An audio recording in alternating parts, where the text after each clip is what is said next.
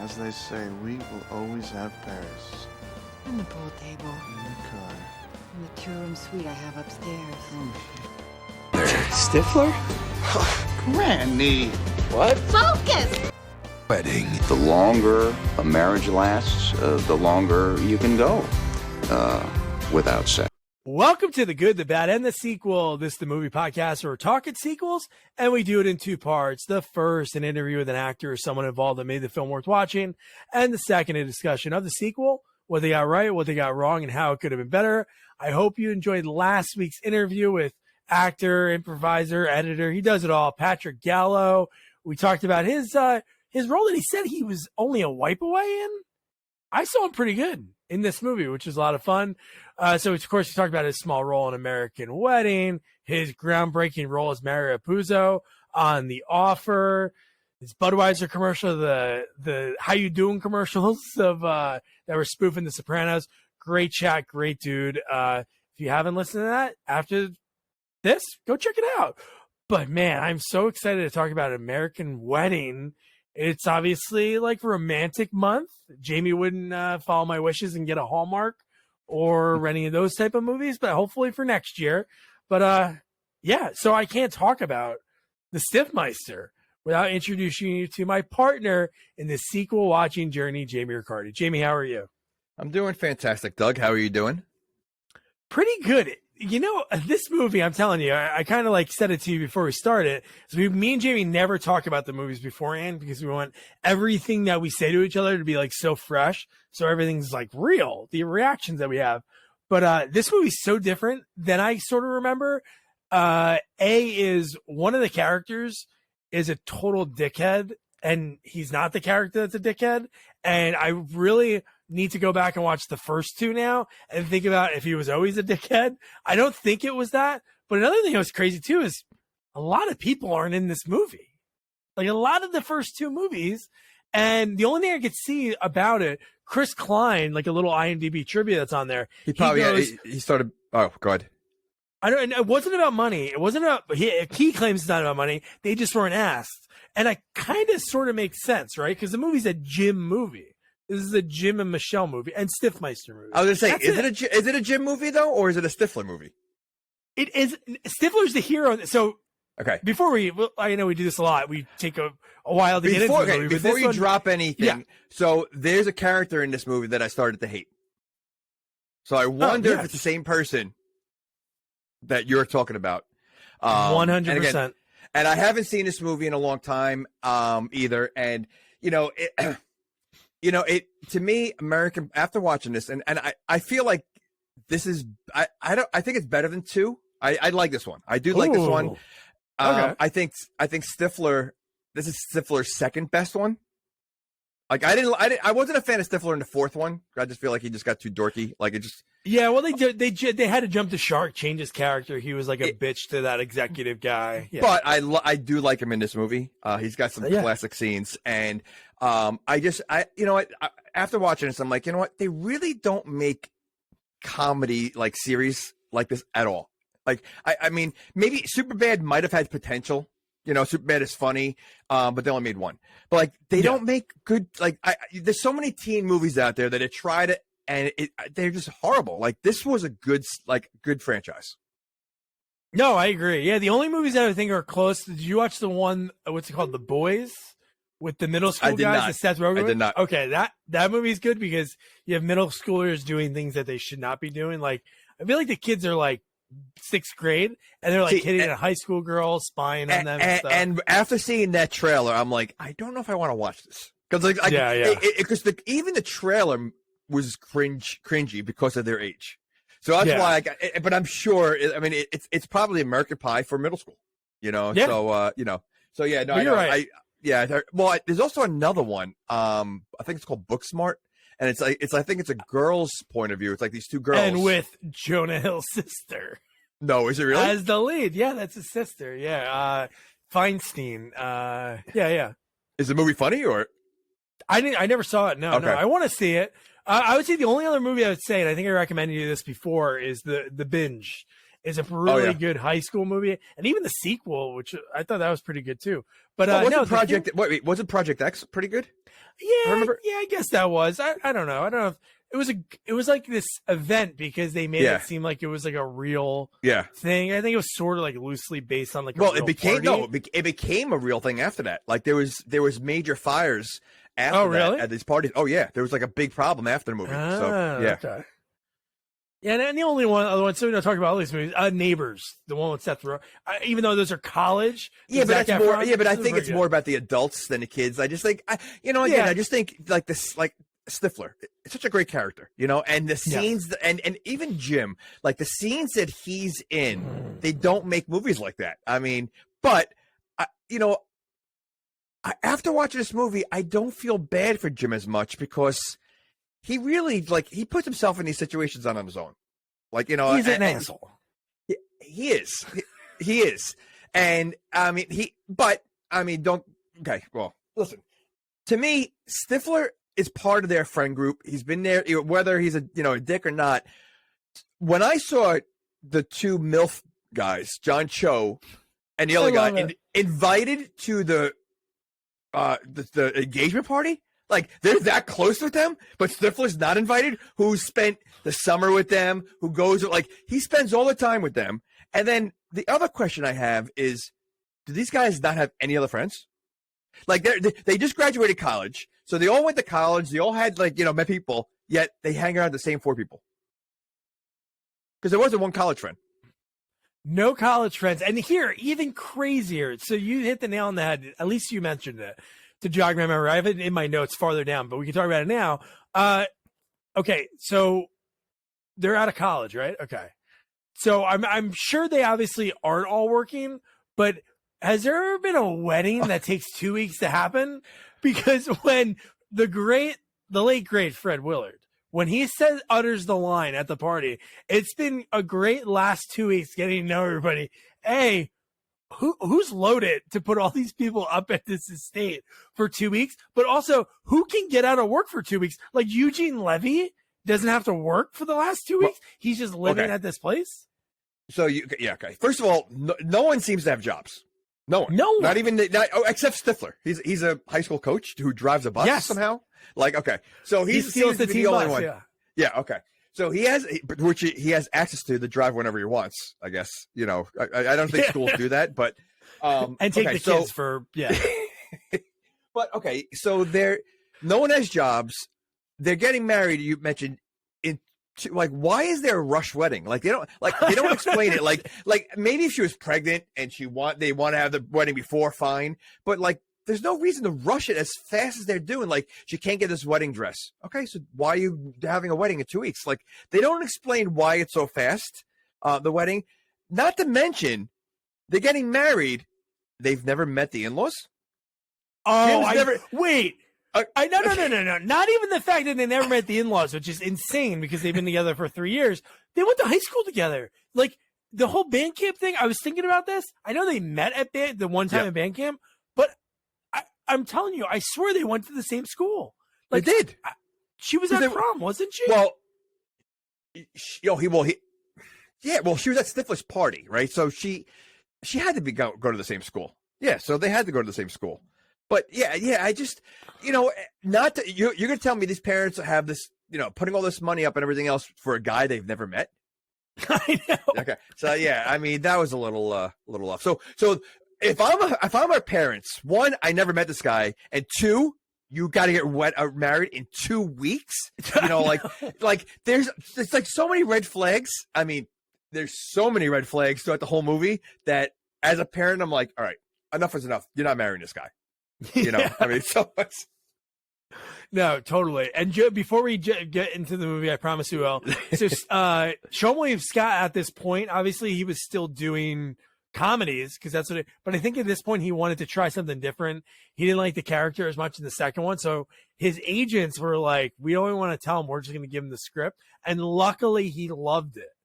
And I don't know if they changed the script for him knowing that information because it turned into a Stifler movie. Oh, it's him.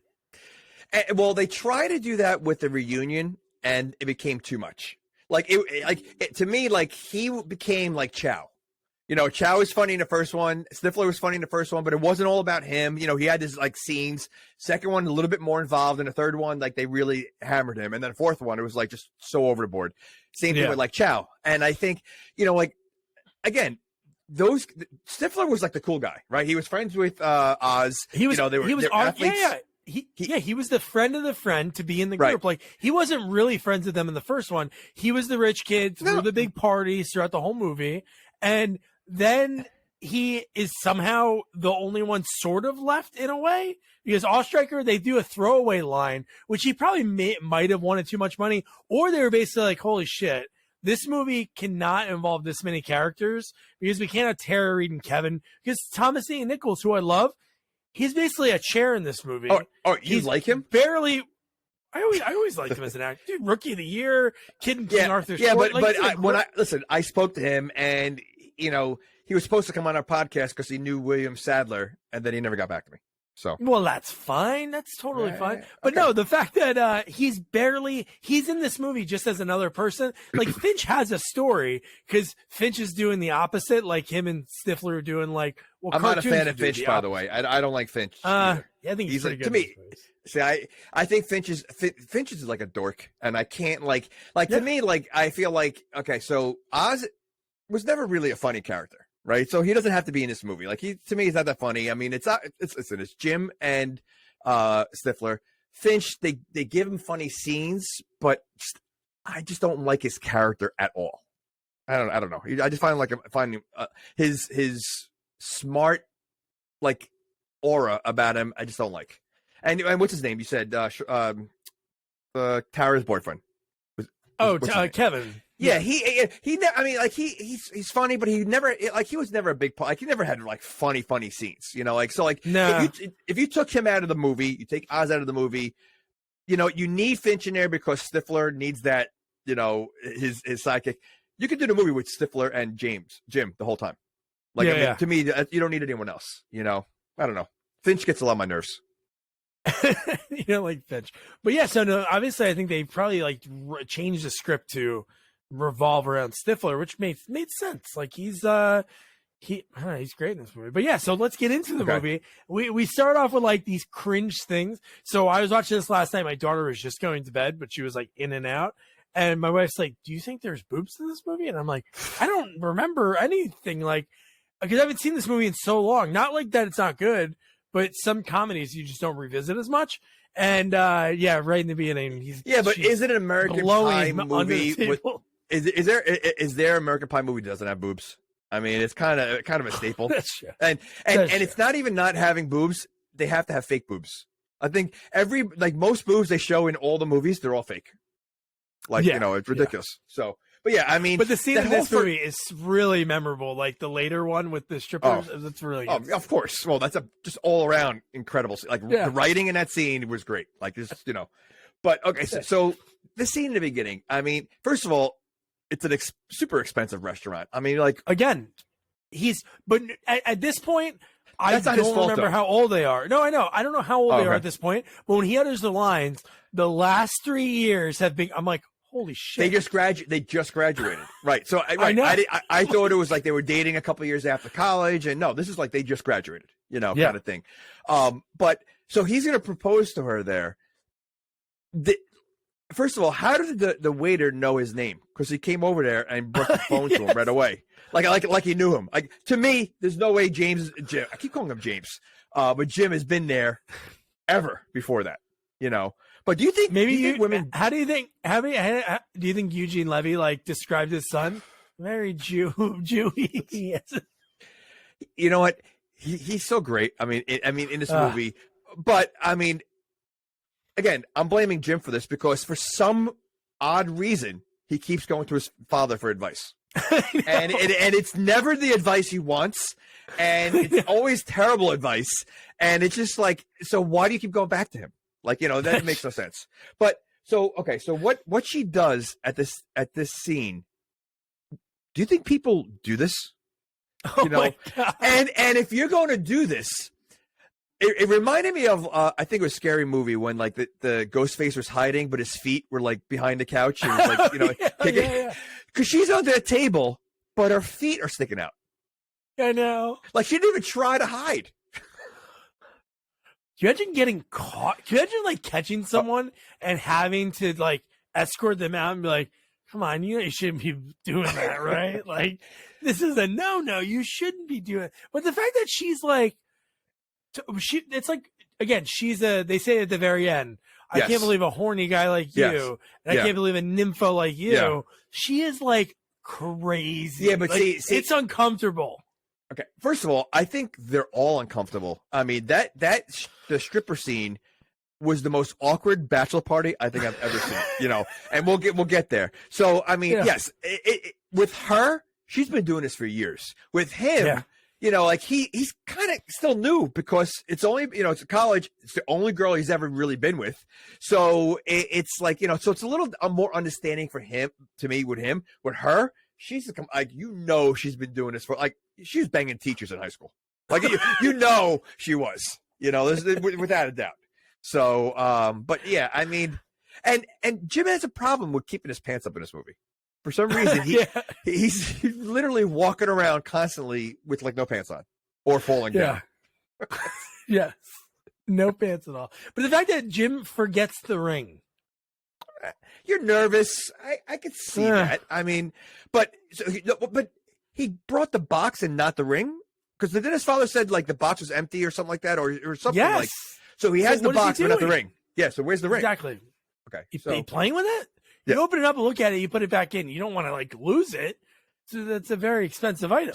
So he left it on the counter, and so now Eugene Levy brings it, and pretty quick. And he just first of all, he doesn't hear what's going on, like, because there's a lot of moving around with Jim during this scene, and so like, is she still doing it while her father's sitting there? Oh yeah, she doesn't. She's not stopping. She doesn't hear the father there. I mean, because she heard the conversation later on, so like she doesn't decide to stop.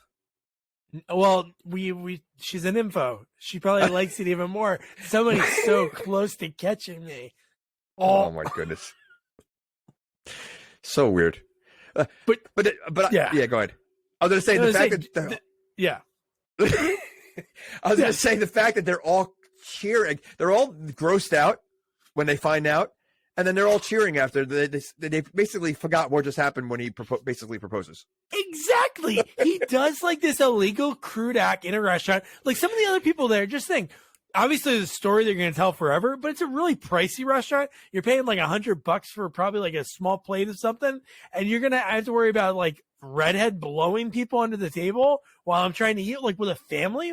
And he's standing there with his pants down to his ankles. So you're eating and you're seeing his bare ass standing there. And so like they all seem disgusted, but when they find out the reason why, then it's okay then. So I guess if you're proposing, then anything happens. Then anything goes. Yeah. And the whole place is like rip roaring, like clapping, going nuts.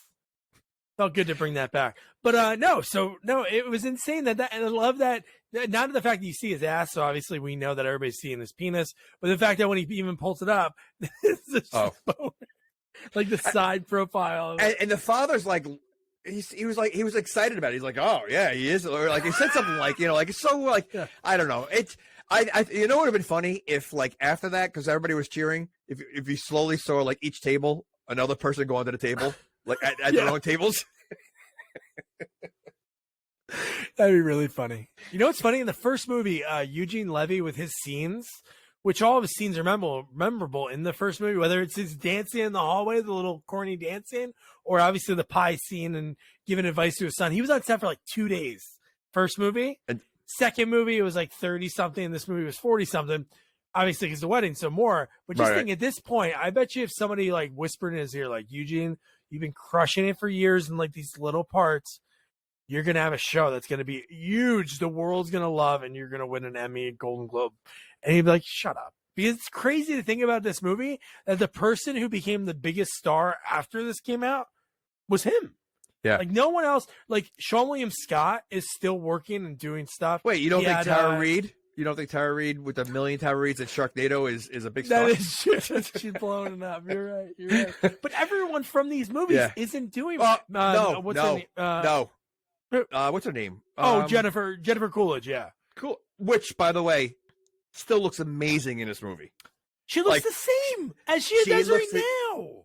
Yeah, and well, she looks a little older now, but like because I saw White Lotus, so she looks a little, but a little in this older. movie, but it's 21 years. Yeah, She looks a I little agree. older. Yeah. No, but in this movie, she's one of the hottest people in the movie. I mean, like she looks great. January Jones. Jones.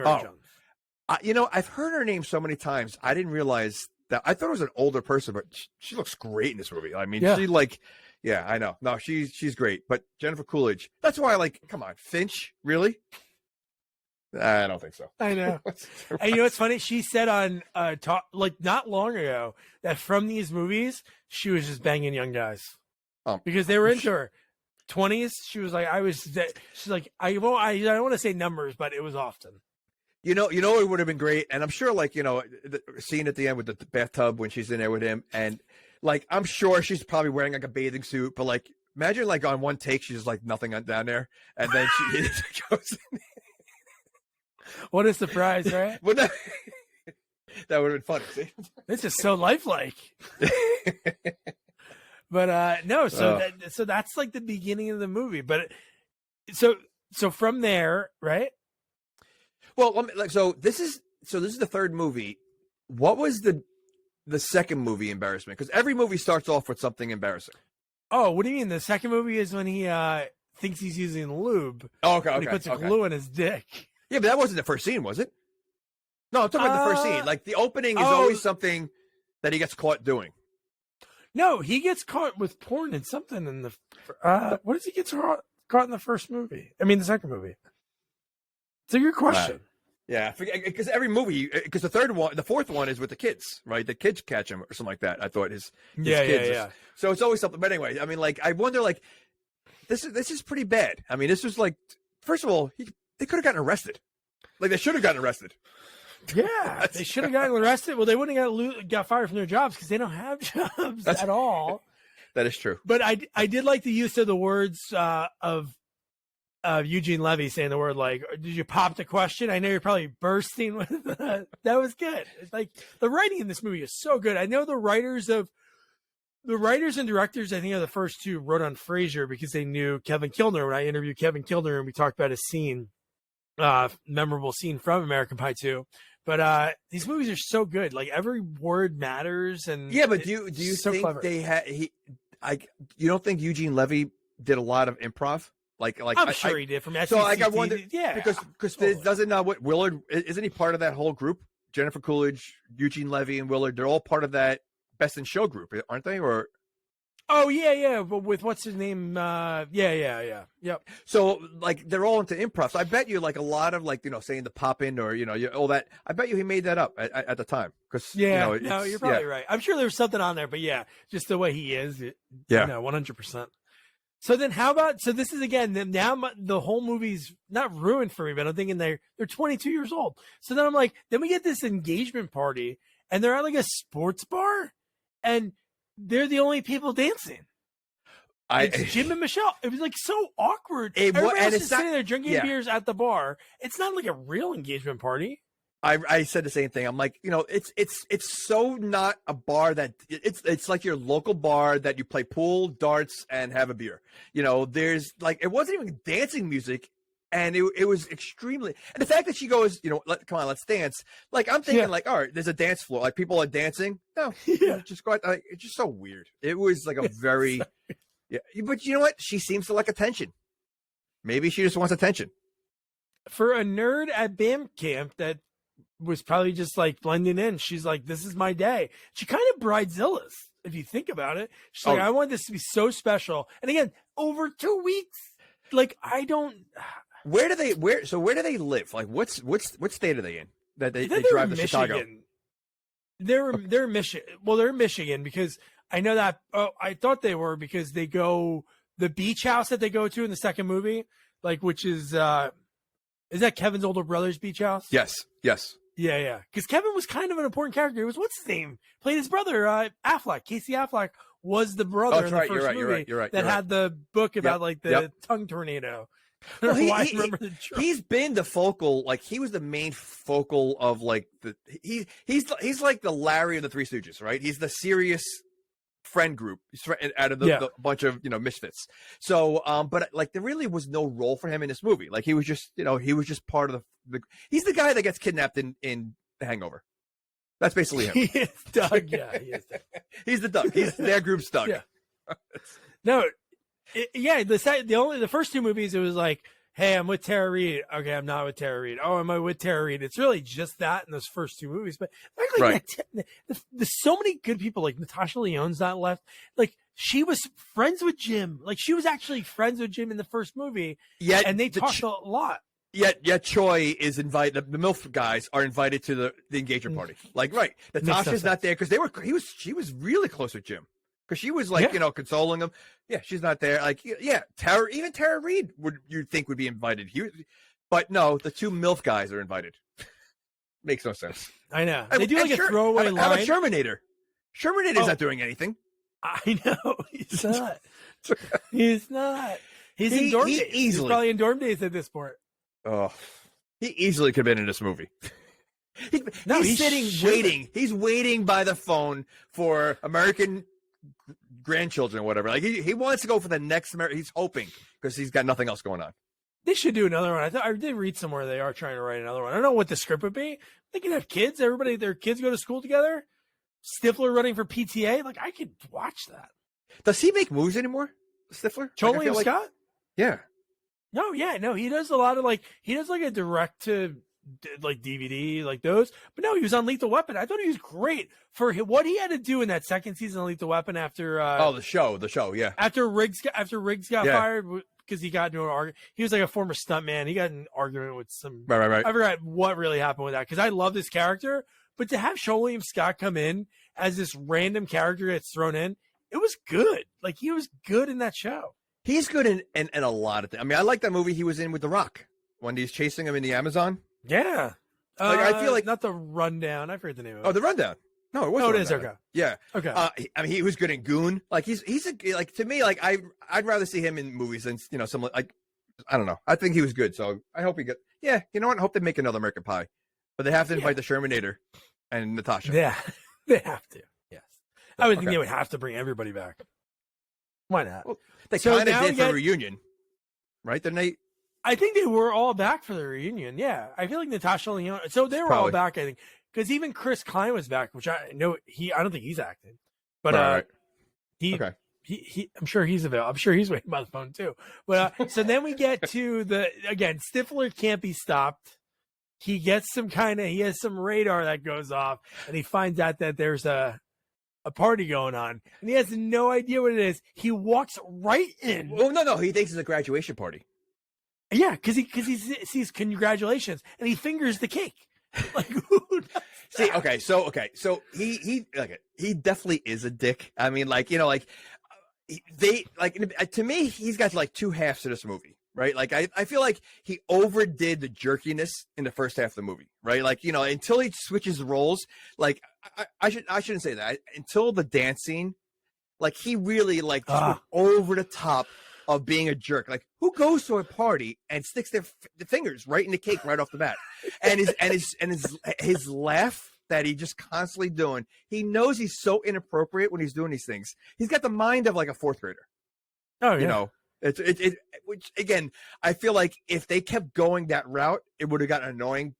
It was a little too much. But then they gave him a second half of the movie, and it changed everything. Oh. And the way he played that role was great as Steven. Oh, I think that was so funny. I love it. So, yeah. So I mean, he's going there. And first of all, how did he know there was a party there? Or was he just showing up? I think he was just driving down the street and noticed that there was cars. So you think he dropped them? Wait, so he not only is he the football coach, he drives them all home?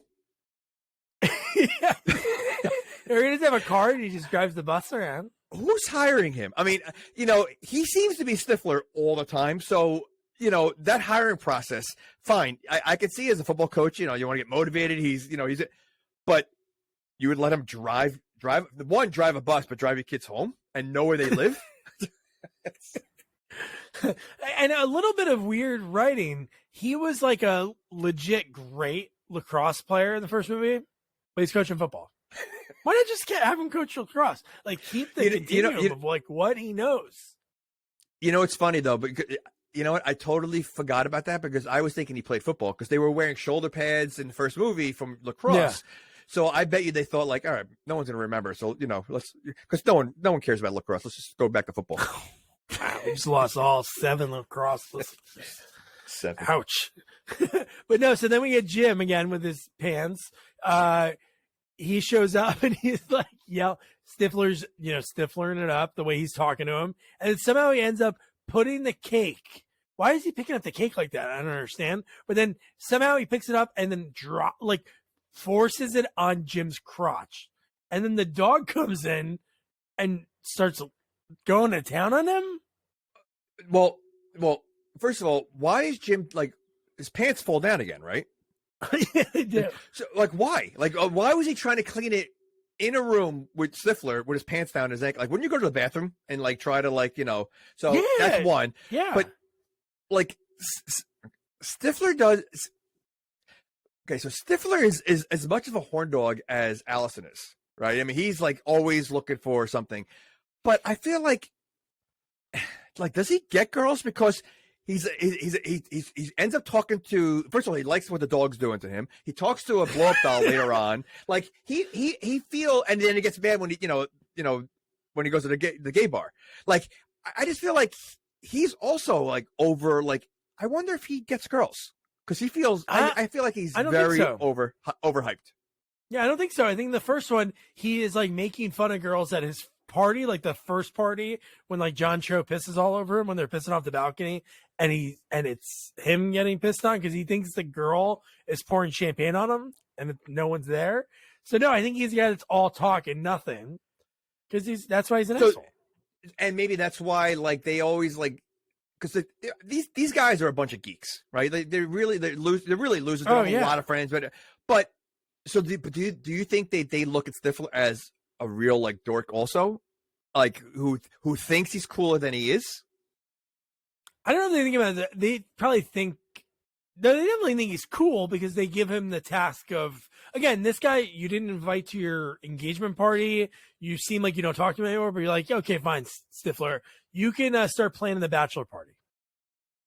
What is that? You want this guy away from you and not invited to the wedding, but you're going to let him, you can let him do the bachelor party, but maybe if it goes well, you can come to my wedding. This is first, if I was a freaking attorney or a prosecutor, this is evidence number 1 of Jim being a monster. Well, and not only that, wouldn't he be the last person I would want to do a bachelor party? Because exactly. He gets in trouble with the littlest thing. You want him to plan a bachelor party? So you're saying he doesn't see Jim that much. He just happens to just drive again. They make it look like they haven't seen Stifler in a long time, but Stifler acting like they still talk. I don't know. I want to know what their relationship is. Is he only used for when they need him kind of thing? I don't know. And I feel like Jim uses people a lot. He does. So now, as I say, there was a throwaway line, which they don't really mean too much to the story, but one was about Ostreicher saying they're in Spain. They said one line, that was it. And then when it came to Stifler later saying how he found out about everything, he goes, "Oh, I called and talked to your mom, talking to Jim's mom." So maybe Stifler's mom and Jim's mom go way back, so Stifler can just call the house and find out all the gossip. Because that's where he found out the next thing was, when they were out to eat, when they went out and they had again, they had an engagement party, an engagement lunch or something. Because he shows up and he talks to January Jones. He goes, "Hi, I'm Steven. Yeah. Is Jim and Michelle here?" But now that's what happened right there. But you know what though? But moms seem to like him. Maybe Jim's mom likes Stifler. He knows how to turn it on when he has to. And I think that's what it is. So, he uses the moms to get what he wants. And don't the parents know, what kind of person he is? Yes. and doesn't spoil it. But the mom likes, I think, you know how I know the mom likes?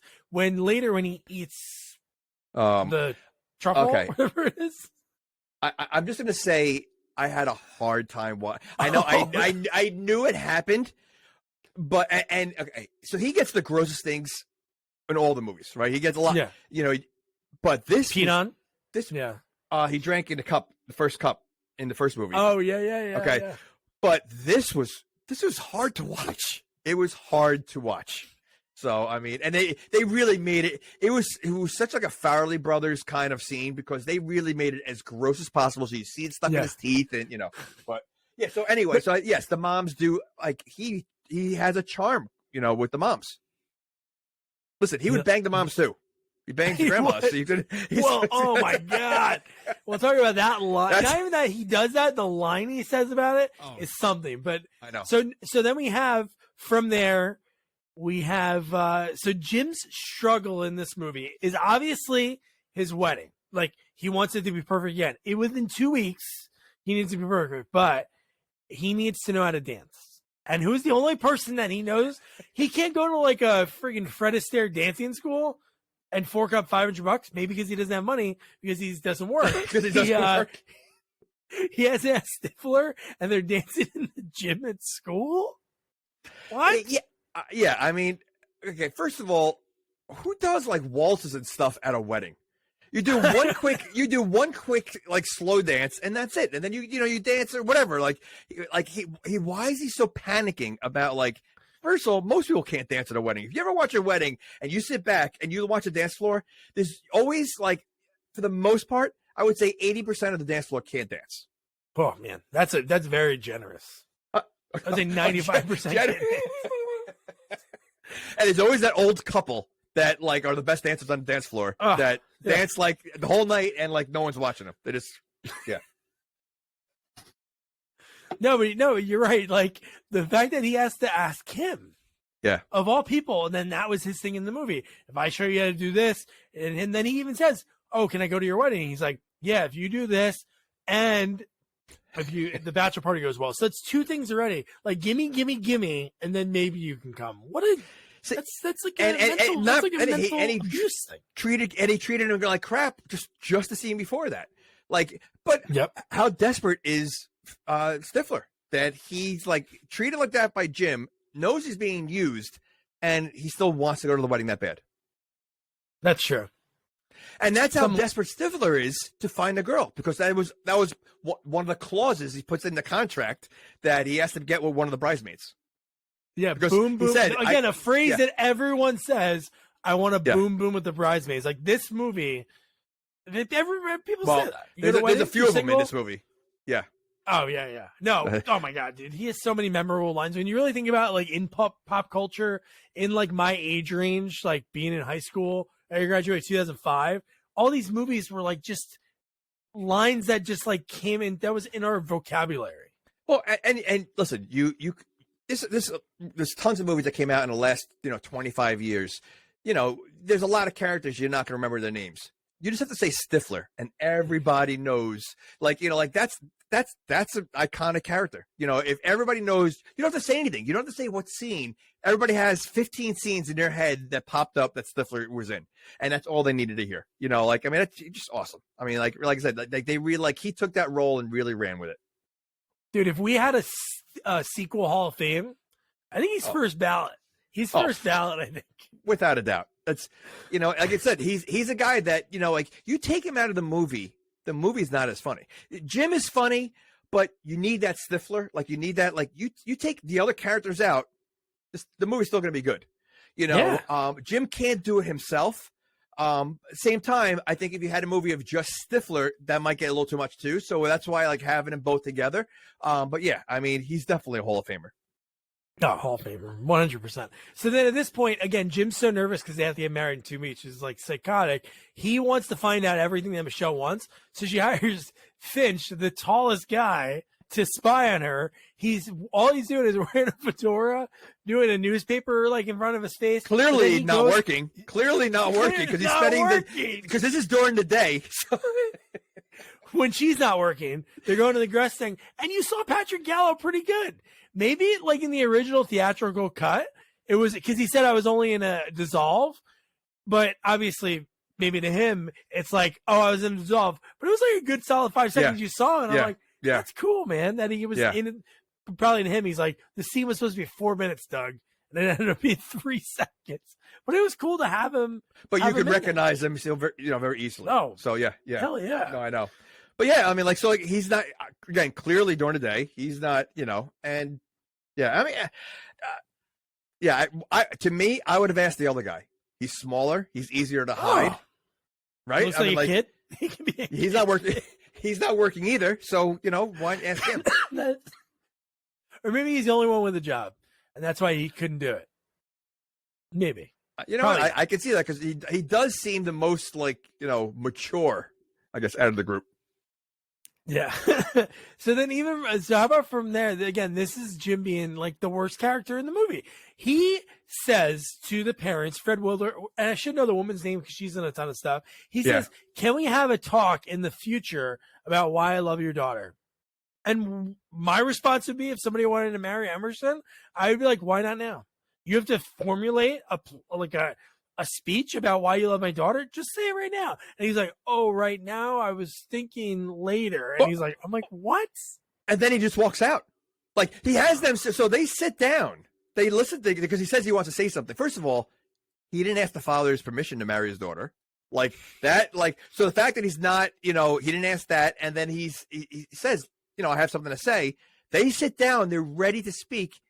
He basically says, oh, no, another day, and walks away and leaves him there. He walked out the front door and left him sitting there. Unbelievable. Jesus Christ. Yeah. But then again, that's basically only the second time they've ever met him. That's only the second time they met him. And the wedding in 2 weeks. Let me blow him off. They're paying for this, the dumbest thing ever is that that's the dumbest tradition. I know. And the fact that some people still really follow it is so dumb. It makes no sense. It's old school. So a lot of old school parents still do that. If my daughter's thinking I'm doing that, she's got another thing coming. So, but I mean, do what mom and dad did, Emerson. Just go elope. Why not? But I assure you, if I was doing that for my daughter and I never met this guy, there's absolutely no way the wedding's happening in 2 weeks. Yeah. I want to know my daughter's, future husband. I want to, is this not just like a surprise? Yeah, we're getting married 2 weeks. Here's the first time meeting you. Yeah, that's insane. I just wish they explained that because they really don't explain why it had to be that fast. Unless there was a scene that was cut out and said, hey, we're going to marry in 2 weeks. Hey, you know what? We didn't even mention this. How do we not think about this? Obviously, getting the dress, getting catering is impossible. Flowers are impossible. But a wedding venue. Unless they're getting married on a Wednesday night when nobody's doing anything there, that place is probably booked for a year. They're not that place. Shitty place. That place was booked probably 2 years. I mean, that was a massive, unbelievable place. Yeah. No, in 2 weeks they could do it. Yeah. Yeah. We have a spot. We have a spot available. Oh, it works out perfect. You know what? I didn't even think about that. Yeah. How they find anything, flowers, finding the DJ, everybody's booked. There's no way you're putting up today. There's no way you could put together a wedding in 2 weeks. Yeah. I know. So now we kind of jumped the gun about when I mentioned earlier about the dancing. So Jim isn't officially teaching him yet. Stifler's not teaching Jim yet. He teaches him after he catches Finch and Kevin looking at dance videos at the sporting goods store. He makes fun of them. But dude, how about, again, this is Jim why he's an a-hole number 3, is he goes to tell him at football practice, you're not coming to my wedding. And he just rips him, dude. He basically, but one thing he says that makes no sense is because the reason that Jim and Michelle met was at band camp. And then the reason why they hooked up the first time. No, they didn't. That's not where they met. They met at Stifler's party. He was at band camp. That was the second season or second movie. The second movie is when he goes to the band camp? They met at Stifler's party. and there was no one around, and she mentioned band camp, and then this next season she goes to band camp while he goes down the shore, or whatever. He goes to the house. Oh shit! Okay. Oh, the second one is when he pretends to be the special needs guy, and then he shoves the trumpet up his ass. Yes, that's the second movie. Yes. Oh wait, so that further makes me feel better about what I said earlier. So nobody's gonna like message us or say, "Hey, Doug, you're wrong." They met at his party, so it must have met been at his party prom. because I think at the time he was still trying to get with Nadia, and she liked him, and she was giving him pointers of how to get Nadia. Remember, but she was starting to like him. Even more so. So how do the parents not know who he is? It's not a monsterly huge town. Yeah. It's like they live in East Great Falls or something is the name that but Stifler has on the shirt. Yeah, but think about it. Her parents are very artsy, and so that's why Stifler has to wear the sweater like that and all that. So she probably avoided telling her parents anything because they even said they thought she was a virgin. And Eugene Levy is the one that kind of said, "Oh yeah." He reassured it. Yeah. Oh well, he knows everything. He's seen everything. He's literally been there every single time. I think they've done something. Yeah. When Eugene Levy does like eyebrows, like that is like serious. Wait, when he does that, you mean like just anything he does? Anything he does is eyebrows. Like those things are a character in itself. They are, dude. It's like they tell us so much. He can tell a story with his eyebrows. Without a doubt. And he's that guy that, you show like 100 actors from Hollywood, just their eyebrows, you pick him out in 2 seconds. You might not be able to pick anyone else out, but you can pick him out. Oh, I know those black caterpillars anywhere. But so no, at football practice he's gonna go punk him and be like, "Oh, you can't come to my wedding." And then he trashed him in front of the football team. He basically throws him on the ground, and then that's when he agrees, like, "I'll teach you how to dance." And he goes, why would he do that while in the middle of practice? Why would he go there in the middle of practice? Asshole. That's what it is, really. It is. He is, and Stifler is. Yeah, but is it him, or is he doing it because he knows his wife doesn't want Stifler there? It could be both, but you could still talk to him after practice when there's not other people around. Yes, make him look like a loser in front of the students. But part of me thinks that it's not so much Jim doesn't want him there, is that he knows that his wife doesn't want him there. So, happy wife, happy life. No, yes. It makes sense. But considering that her parents are paying for this expensive wedding, Stifler going there, something's going to go wrong. No, maybe that's why he did it. Maybe that's why. Okay. I'll give you that. But it's the way he does it. But it's the way he does it. It's the way he does it. And the line he says, he goes, "You can come to the wedding, but you can't be you." I'm like, oh. That's insulting. Wow. Yeah. Yes. Yeah.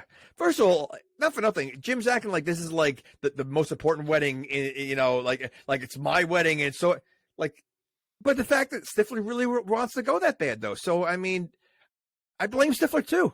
Listen, if you don't want me to go to your wedding, that saves me a gift. I don't have to go. Oh my God. Yes. That's it's great. You just saved me trouble. So, I mean, the fact that Stifler wants, again, he is the only one that has a job, so he can afford paying a gift. He's the only one. He's the only one that can pay for the gas when they go to Chicago for the dress. He's the only one because he volunteers to go. And is it his car that they end up taking? I don't know. Okay. Because he has a bus. Not only that he ends up invited to the wedding, which Jim didn't want him to be at the wedding at all. He ends up in the wedding party. He does end up in the wedding party. So how does that happen? I know, did he basically he kind of forced himself into the wedding party? Because don't you ask the groomsmen to be your wedding? How did that happen? I don't know. Well, he became a hero. So he ended up being in the part, what he does at the end. He's the hero of the movie. But even here, how about how crazy this is? Could you imagine, talking to an assistant? First of all, this reminds me of the friggin' the Silent Night, Deadly Night 5 when the babysitter's like, "Oh, yeah. Oh, she's not here right now, but she's at her office. It's at 800 Smith Street. And you can find her on the 4th floor in the parking garage." whoa, that's not cool. This is the same thing. The friggin' lady who works at the dress place, she's probably fired the next day. The fact she's like, oh, he's out in the town. He's probably at these clubs in this area. And they just pick a club, randomly find him? What? Like... Yeah, that was, well, this... First of all, maybe I missed this. How'd she know the dress was in Chicago that she wanted? Well, that's where, it's supposed to be like a Vera Wang type like name, like one of those. Right. But the funniest part about it was that they have no backup dressmakers. So let's say in a case that this is already like a client and something happened, you have one dressmaker. Like that's it. That's all you have in this movie. But no, they find him. Well, I forgot because I thought it was the big guy. I thought the big guy was the. Oh no. Yeah. So I mean, what a great character he was, and he's in tons of stuff. He looks so familiar. He looks like, first of all, he looks like he could be WWE wrestler. I mean, he's a big guy. Yeah, he's in a million things. Yeah, yeah. But I mean, yeah, you're right. I mean, of all the clubs, they end up in the right. Well, they didn't end up there. Stifler ended up there because they walk in afterwards. When I guess they were looking for Stifler. But how funny to me! This is the best scene in the whole movie. Like the whole interaction to get to that point. But even like in the beginning when he's talking and he just doesn't get it, and as he's starting to get where he is, you can kind of see like there's a question in his head, like what's going on here? Like it was just it's so funny. So funny. It's like in a horror movie, he's like looking around, he's like, what the fuck? He says in like this weird voice. But I love that the girl walks up, she's like, oh, hey. And he's like, hey, yourself. Oh, my friend would love you. And ends up being the tall, like blondish, balding guy. But Hulk even the bartender. Hulk Hogan. Yeah. Even the bartender's like, here, sweetheart. He's like, oh, thank you. And he's like, wow, everybody's so nice here. So funny. I mean, it really is. But, okay. So he walks in that bar. You're going to tell me you're not going to know. I mean, 90% are like, like doing what they're doing. Like you're not going to see that as you walk into the club. So, I mean, Stifler should put his take his blinders off. Cause I mean, he should have noticed something, He just noticed the one girl that wasn't with another girl at the time. But I love wait, you mean the man? He was, well, that's the second one he talks to. The first one's a real girl. Oh, you're right. Which I don't know if I can say real girl, but you know what I mean. But that whole scene's just so good. And I love that when they find him and like, oh, Stifler, you chose a Diego? He's like, hey, whatever. And then he's like, we're looking for this guy, Leslie so-and-so. No, and they said the name. It's like, Leslie. Oh, Leslie? Huh? Yeah. They thought it was a girl. Yeah, that's what it was. Yeah. But then he's like, oh, yeah, Leslie. He doesn't say I know him.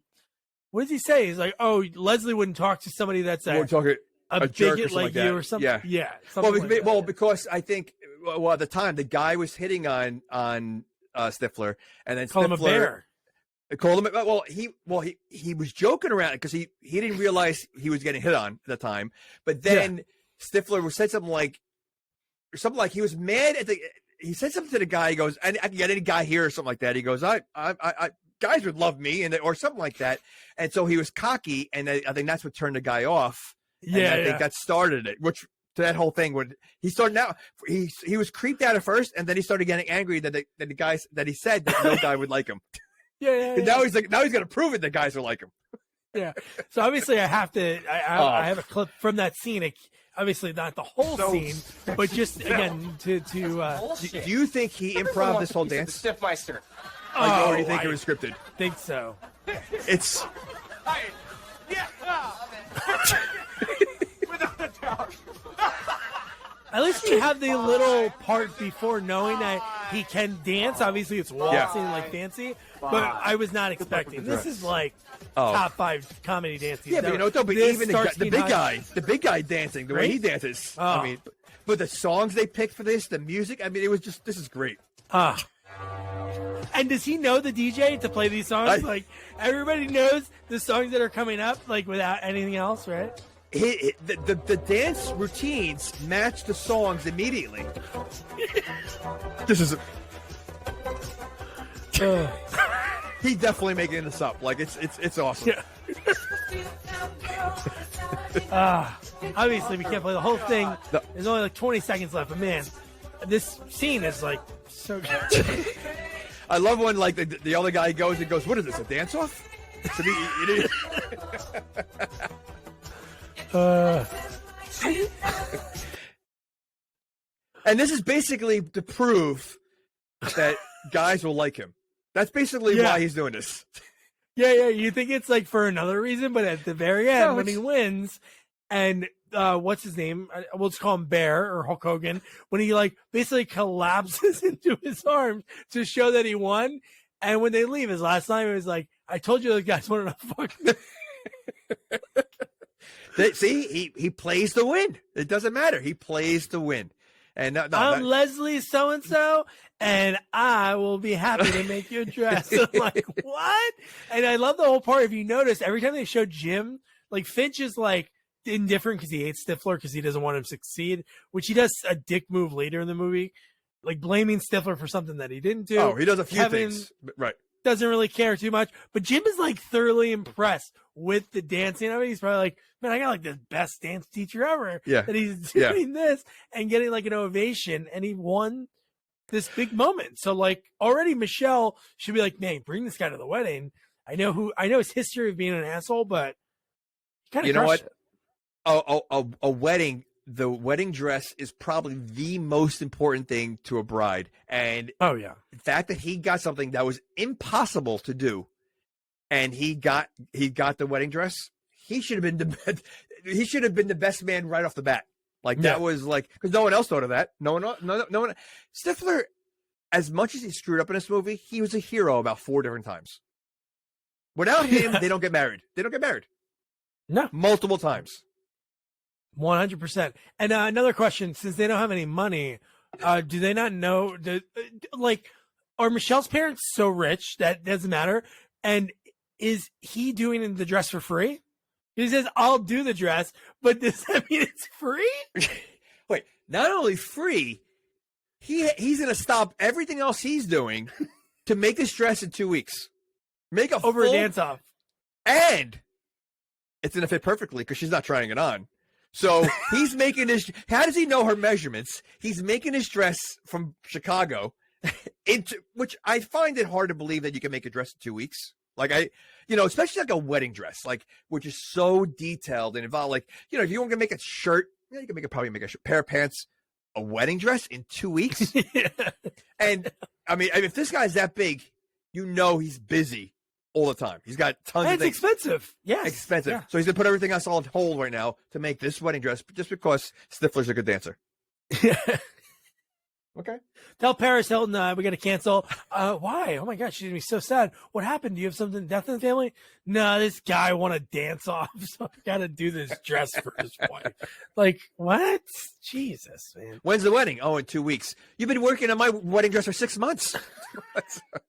Sorry, Paris. So here's another part that's so now questioned so much. So Michelle has a younger sister, January Jones, and no one knows her. Where did she go to high school? They're from the same town. And younger, she's not that much younger. Like she literally looks like she could be like a year younger. If that, first of all, she looks like she could be older. But okay, right. So if she is the younger sister, she's only got to, and she's in college, so she has to be at least 3 years young. Like but probably like 2 or 1. Right. No one ever heard of her. You're gonna tell me she's never gone to one of Stifler's parties? I know. Or they walked past her in high school because they were in high school at the same time. She's a freshman. They just graduated. So 3 years. Yeah, but don't forget, she's also nerdy. So she probably, again, her parents are very, tightwad, and they probably like sheltered her a lot. So she was probably homeschooled. Yeah. So her parents seemed like they would probably homeschool. So she was probably homeschooled. So yeah, but you would think that she would be, especially looking the way she does. Yeah. People know, or unless she wore glasses, and that was like the hot change. She took her glasses off and she let her hair down. She's hot now. That was the last good spoofy movie in a long time. I love that movie. I love that movie. One of the best. It but really is. So God, so much. Finch How about Finch when he's following, because he's still following at this point. This is when he kind of like falls in love with Michelle's sister. What's her name again? Oh, Cadence. How about the fact that he's already going to step on a toilet with his shoes? Why does he have to put toilet paper down? And then he doesn't even step on the toilet paper. I was going to say the toilet paper just fell. It looked like the toilet paper fell in the water almost. Like he didn't even step on it. Yeah, he like barely stepped on it. He was sitting on the actual seat, like standing on the seat. So it made no sense for him to put toilet paper down. Yeah, and can you really hear like, okay, if you can hear that, a conversation in the women's bathroom, what else are you hearing when they're going to the bathroom? I mean, like, is there just like fireworks going off all the time that you're hearing when you're going to the bathroom? I know, as listeners know, that you've never seen Harold and Kumar 1, but there's a great scene with that in the movie with these really hot British girls, and they're about to like hook up with John Cho and well, not with John Cho, but with Cal Penn, and he's hiding from somebody that's looking to the security guard that's looking to get his pot, and he's listening to the girls poop each other in a game of battle shits. Okay, I don't know why I saw it. Did they have a flashback video? Did they have a flashback on one of the scenes? No. I think I've definitely seen it. It sounds familiar. I'm sure you have. No, it's really, really good. But yeah. So, I mean, okay. So, but because they were talking very loud, like he heard pretty much every, like, first of all, did he even have to stand on the toilet to hear? Because they were talking so loud. Right. I mean, we really, like, he could have been washing his hands. He still would have heard. But if you're hearing that, you're hearing, like I said, the marching band and fireworks that go on after any girl that goes in there and sits down. Yeah, and then we get the line from Michelle, which is kind of questionable that I'm going to marry this woman. And she says, Finch is fuckable. Is he? like, is he? Like, he's been with one person, it seems, which was Stifler's mom. Yeah, that's it. Like, the only person he's ever been with is a 50-year-old woman. So, like, is he really? Like, I don't know. Like, listen, Stifler, at least he has, like, at least he could talk to. I guess he can't really talk to women either because it's just the way he is. But like Finch, like to me, he's not like he's so dorky to me that there's no way January Jones would look at him at all. I don't care how smart he tries to come across in the beginning. There's no way. There's no way. Because if that's the case, I think you said it best. There's a lot of geeks out there. There's a lot of comic book geeks out there that have a chance. That's true. Have a chance. If Finch can get at someone, there's hope for you. Put the video, put the controllers down, and put the comics away, and you can find a January Jones. You can get yourself a January Jones if you can. But no, here's like number, what is this, like evidence 5 already of like Jim being an asshole. Why does he write the letter to the high school about to Stifler, but to the high school about thanking him for winning the dance off at a gay bar? Why would he write that letter? That seems and why are other people purposeful. reading his news? That seems so because I feel like he did that on purpose to make him look like so like he probably just left it, or he probably made copies or something like what like that was so unneeded and like I mean I'm surprised Stifler didn't like really get pissed at that because he was pissed. Without a doubt, he should. Like I feel like he lost a little of his coolness from the first movie to this movie because like a lot of people from high school that are like that. If you knew those kids in high school, I used to be friends with them. Now they are trying to be that same person, and it doesn't work. Same thing 4 years after high school. He doesn't have his like cronies around to laugh at his jokes. Like he doesn't have Ostriker that used to like eat out of his hand. So he is losing a little bit, but that letter to write that letter. Oh my God, dude. Yeah, that's a douchey move.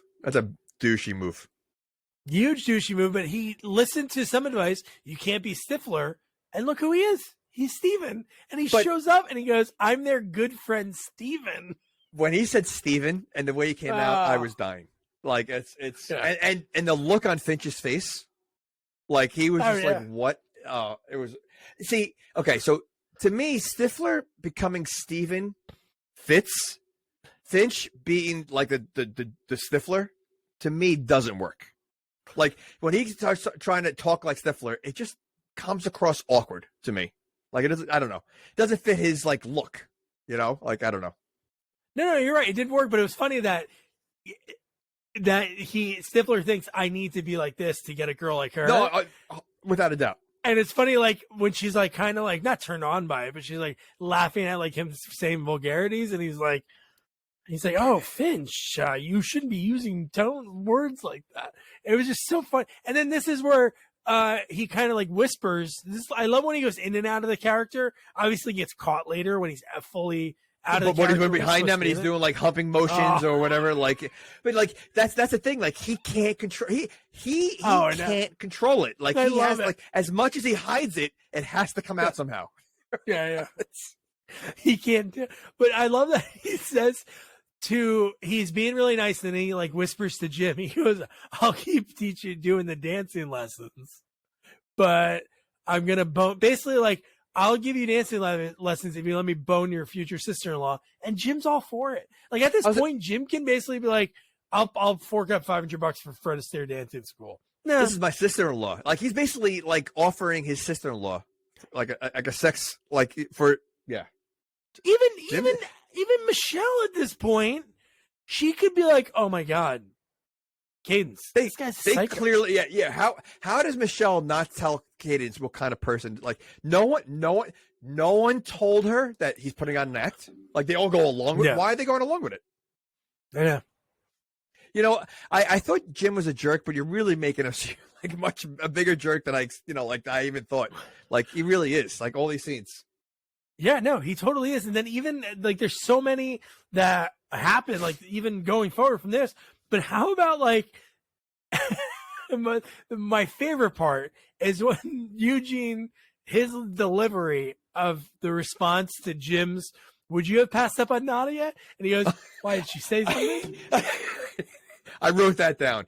Isn't that the funniest line of the movie? His delivery 100%. Of it, because he looks shocked. He looks like it was a real thing. Like, "Oh, what did she say something?" He was so serious when he said that, and it was so like I wrote that down. I was dying because it was so out of the blue. Like you would never expect him to say that, and the fact that he said like, "Wow, I have a chance," like it was. I was dying. That was very funny. So good. Funny. That scene was so friggin' funny, and just like, oh, you mean, oh. Yeah, no, well, Nadia was great. And he's like, but the fact that he's like, "Oh, why did she say something? Did I miss my spot to like leave your mom?" You know what though? The way listen, she slept with the Terminator, right? So I think she would have.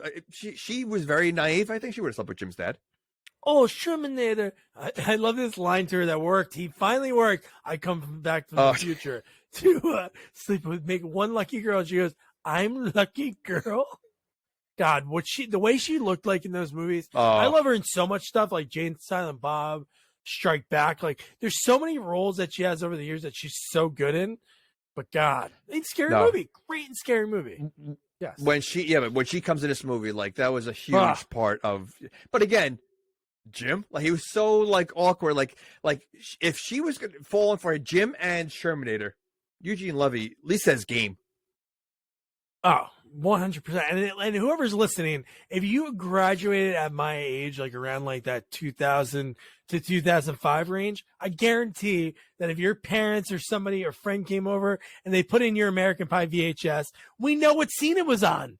We know exactly what scene it was on. You forgot to fast forward or rewind. It's right on that scene when you know it. And if you do know it, follow us on social media at Sequels Only. And you can agree, and you said Doug, you outed me. You know. But so then we get the bachelor party happens because earlier we had the Hulk Hogan says, "I managed some girls," which you know what? He's a pimp. Yeah. Without a doubt. Well, a casual pimp. Without a doubt he is. But is it really a bachelor party? Because the bachelor wasn't even there. Like they were having a party. They were having a party without the bachelor. So I don't think it really was a bachelor party. Well, this is where kind of like Stifler maybe got back to him purpose, even though Stifler is dumb and he forgets things and stuff. That's part of his character. But he is kind of getting back to him because he goes, "Yeah, of course I told Jim. He told me he was going to be home all alone tonight," which he lied to say he was all alone just to set up like the special dinner. But the fact that Stifler told the girls to be aggressive with everyone is hilarious. Like if I went to a bachelor party and there was like domination and they stayed in character the whole time because they don't get out of it. Even when the parents arrive, they're still in character. Yeah, but apparently they all like the dominatrix stuff because even Willard was smiling when he was getting smacked. He was into it. Yeah. Okay, so, but again, even if they knew that Jim wasn't there yet, why are you starting without him? And not only starting, they basically I don't know how much time was going on between this bachelor party. It seemed like it was like 3-4 hours. The amount of stuff that they were doing that entire time, it wasn't just like a quick thing. It was like a whole mess. But the way they acted like they were like middle schoolers talking to a girl for the first time. Like all three were so overexcited about just having strippers there. Like they didn't seem like way over, even Stifler. Like they were so over the top. Like I've been to bachelor parties before. I don't think anyone really acted like that.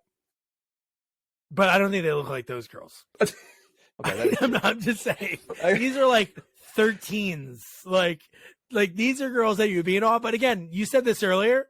No other friends.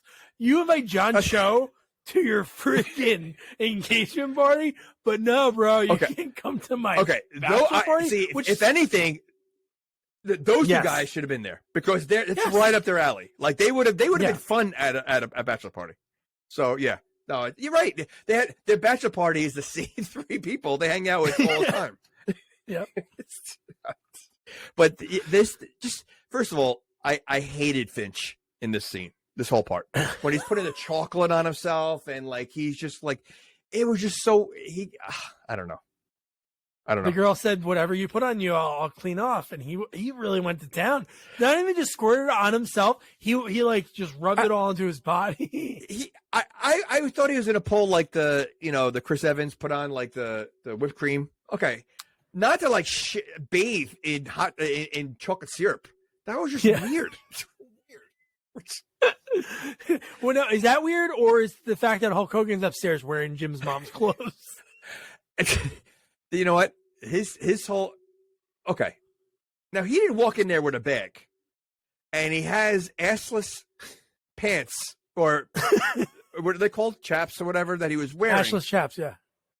Are those Jim's dad's? Because he was trying on the mom's clothes, and then he ended up with those pants. But he didn't walk in there with a bag, so there had to be Jim's dad's. Or I can see Eugene wearing that. He's a freak too. He is. I could see him and the mom being super freaks. So maybe it is. Okay. All right. Oh my god, dude! It's and then Stifler. How about Stifler? How bored he is when the stripper's like. So the stripper's not in character for a little bit because she's kind of into him because she's like talking about real things. Like I think she's talking about like her dog or something, and he goes, "I don't care, just dance for me." He was having a better conversation with the blow-up doll than he was with her. He was. And he had his beer. I was going to say for the beer. Oh my Very God. funny. Very funny. But the look on their faces when Finch, after he covered himself in the chocolate, and he smells something in the oven, and he opens it up and sees a turkey, which we'll talk. Can we talk about that? Okay. You're going to have an intimate dinner with 2 other people, and you're doing a turkey, and you're not home for it? I was going to say, you're going to leave the oven on while you go out? Yes! And that's a huge turkey. It's him and like 2 people. That's what you're making. There was no other food there. It was just a turkey. That was it. There was no other. No sides, nothing else on the stove, no casserole on the bottom, no stuffing. No. Well, here, I love your daughter. I'm going to tell you why. And here's a turkey leg. That's it. And where are they coming from? Because they were staying with Jim. Like I don't he know. looked like he went to pick them up. Like, yeah, there was a lot of questions, and the fact that they're all standing in front of the window, looking at Jim and her parents walk up. They don't see what's going on. There's music blasting. There's lights going on. There's a lot of commotion going on, and they don't see the front window, which basically looks like a TV as they're walking up. Yeah. Yeah. But I'll tell you though, there's such a Marx Brothers scene of like moving. But are there like, so I know, this is where he's trying to have a conversation. He's slowly seeing each person hiding somewhere. But the way Stifler keeps moving around the house, like, is very funny. Yeah. But Finch is in the kitchen in the island. But do islands have two sides like that you could slide, that you can open one side and not the other? Like, what would be the purpose of that? Yeah, no, there should be a divider, because then you'd have like, because it would be like just a total mess under there. Like I feel like it'd be a complete mess, and there would be no reason. If you're cooking on this side, why would you need a door open on the other side? But it was so funny. So this is a cabinet that holds dishes and whatever they have in there. So he's able to crawl in one side, out the other, without like enough room in there where that's in there. Ridiculous. I do love that he's like looking for the serving tray. He opens it. He sees him. He falls backwards into the oven, gathers himself, and then when he opens it again, he hands him the serving. I love that. And he's still covered in chocolate at this point. He's still covered in chocolate. Because he gets pretty clean pretty quick when he comes back out. He does. Yeah, no, he really does. Yeah. And then they see the chocolate on the steps. And he calls it mud. Yeah. and he goes, "Oh, that's gonna stain." Yeah. Oh shit. Yeah, but I love, like, then we have like the women come in, and they're like, he's pretending that they're really what they are, because you have the French maid, and it's like, oh, Jim, you didn't have to hire help. Come on, you didn't have to do that for us. Willard can't stop staring at her. And then she takes her top off. and no, she's not the one that takes the mom's face. No, it was the cop, right? I think. No, that was okay. Yeah, and makes her motorboater. No, that's the cop. But no, I do love Finch does save the day, and he comes in and he goes and he like speaks in some. Oh, this is my cousin. She's from Ukraine. Oh no, you can't take your tops off here. Come on. No, and that was believable, but the fact that like the father, he made a comment. I forget what he said. He made a few comments in this part, and there was one that made me laugh too.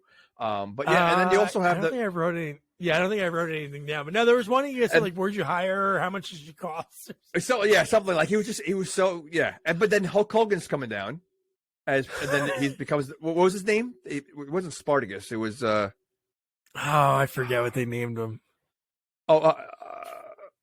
I forget. But he went right into role. He throws an he's the accent butler, on, and he goes, "Oh yeah, he was the butler." Yeah. Yeah, but I forget the name they gave him. I forget his name. But Mr. Belvedere. No, he called himself Mr. Belvedere. Oh, you're right. Because he says it to the woman at the end. He says it to the mom, and she's like, "Oh, in this world, she's never seen Mr. Belvedere." Come on. I was going to say that's not a red flag right there, Yeah. And the fact that the pants he's wearing is ridiculous. And then, meanwhile, this whole time, this is when Kevin comes out of the closet. Somehow he is duct taped to the chair, duct taped to mouth, and they're like, "Oh my god, somebody call the police!" And the policewoman shows up in character, super aggressive, and she makes the mom motorboat her, and it's like, holy shit, like, red flags. I wouldn't let everywhere. My daughter marry. I wouldn't let my daughter marry this guy. No, but then Stifler saves the day, and the fact that the mom runs to Stifler, like she ran, then she runs to Stifler, like hug him, like, oh, like he saved the day. Oh, Steven, Steven, what's happening here? And then what does he do? He explains the whole thing. Jim was really nervous. He wanted to impress you guys, and then in second, she's like, here's my mom's wedding ring, and I want you to hold it. Like, what? So she basically decides who's the best man. Yeah, that's how it happens. Well, when you pay for the whole wedding, you decide who's the best man. That's all. Yeah. And this is where I wrote the line. So I wrote, so they're heading up north for the wedding. Didn't they just get engaged? Question mark.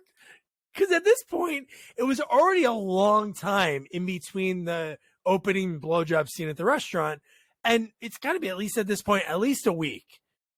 I was going to say like 3 days. But okay. Oh, yeah, maybe it's only 3 days, but Fred Willard utters that line, "Oh, it's been great getting to know all you guys in the last 2 weeks." And I'm like, So they got engaged and got married in 2 weeks. yeah. That is Pretty so much. ridiculous. Like, Or maybe like 16, 17 days. Like, we don't know when Fred Wheeler really did show up. no, but still, it 2 it weeks. seemed like everything was pretty close. The way they Insane. made it look. That's insane. That is insane. But how about when Michelle's mom, when she found the anal beads? But Well, no, she didn't tell her what they are? No, Allison said I told her it's a massager. I know, Or but when you a see neck her using massager. them, when she see her using them, When they smell. Well, clearly they can't. Their sense of smell is off because later on they don't smell dog crap. So I mean, you know, yeah, you would. That was that close that you would smell it, yeah, and especially when it's fresh like that. yeah, It's bad. So okay. Oh my god! And then you get Jim. He got the groom gifts. Yeah, you get one was a trimmer, and he's doing it. And he's not looking down. What is that? How is he trimming down there with a blade, pretty much, and he's staring straight into the mirror? Well, he first of all, yes, he's staring straight in the mirror, and it was like if you didn't cut your grass outside for like 3 years. Yeah, that's basically he groomed. It was like he groomed Eugene Levy's eyebrows. That's basically what the amount of hair that was on the floor was ridiculous. Well, if that's your dad, that's what it would be. And you know what's funny? Thinking about his scene, like Eugene Levy he's got spaghetti up there. I'm sure he's got spaghetti up there and down there. But the fact that he can't flush it down the toilet like every other person does. I said the same thing. But not only that, so fine, he throws it out the window and everybody's choking on it because it goes in the vent. How did they know what it was? They immediately, the mom's like, "Oh, Jim," like, how'd they know what it was? He could have been shaking out his towel for whatever reason. Like because there was nothing left at that point. Like it was all in the vents. His mom said that, right? Who said Jim? The mom said, right? Jim. She knew right away. Well, but why would she? She's had Eugene's in her mouth probably before. Yikes! But no, the fact that how is the wedding still gonna? How do you show your face after that? I know. And again, he's still standing naked. So he can't throw it down the toilet. He's gonna throw it out the window. You're gonna walk around with your pants around your ankles. Like why? Yeah. Why is he not like getting dressed? Like he's constantly have no pants on. He has an issue with pants and like belt, or maybe he doesn't know how to use a belt or like buttons or zippers, something. And then I guess the baker had to throw the whole cake away. God, they were like, hey, let's find the biggest blonde bitch that we can find. She is so angry. I know she has every right to be. Like I'm not saying that. How much time do you think it takes to make a wedding cake like that? But yeah, she's getting paid twice. She's getting paid twice. It's not like they're going to be like, oh, you know what? We're only going to pay you for the cake that gets delivered on that day. If pubes get on it, that's your fault. No. Okay, but at the same time, she also ate half the pubes. So, you're going to tell me if that happened to you, you're not going to be a little angry? Well, I'm going to be angry, but also, why is the wedding keeping these people here? Wouldn't it be like the first night? They'd be like, okay, guys, we gave you this like opening time slot, and you're already like, your groom is throwing pubes out the window. Like, and it went in events, so it went. I mean, it clearly went everywhere. So I mean, yeah, a lot of red flags. And there's probably a wedding going on then, because at a venue you don't have the place forever, so there's probably something going on that night. There was no one else there, but wait a second. There was no one at this place except for the 5 people that were there.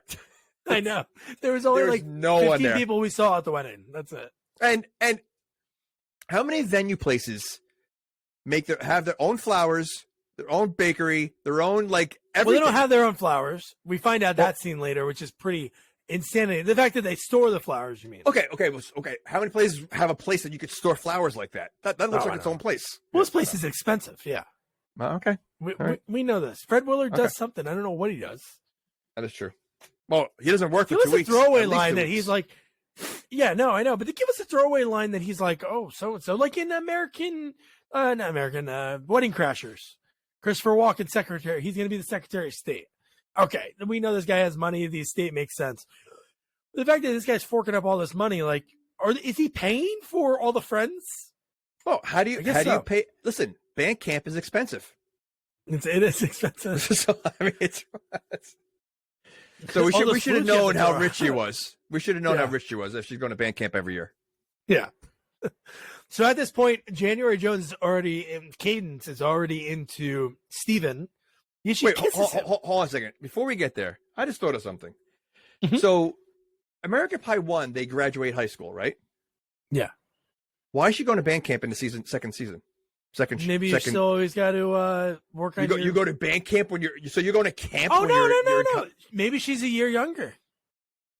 Jim's a freshman year is the second movie, so maybe he's a freshman. Yeah, because they're all young kids there too. Yeah, But all right. I just feel like she's their age. She went to prom with him. you can go to prom at any age. What do you mean? I think they're the same age. But okay, all right, all right. Beatty. The fact that he plays Beatty is something. But Oh, no, yeah. so Stifler's Steven is impressing Cadence so much. She kisses him like a little peck, and he's like so excited. And he has the ring in his pocket, and he doesn't want to give it up to her. He doesn't want to show her the ring, but at the same time, he keeps the dog treats in that same pocket. So he throws it down, wraps around the dog treats.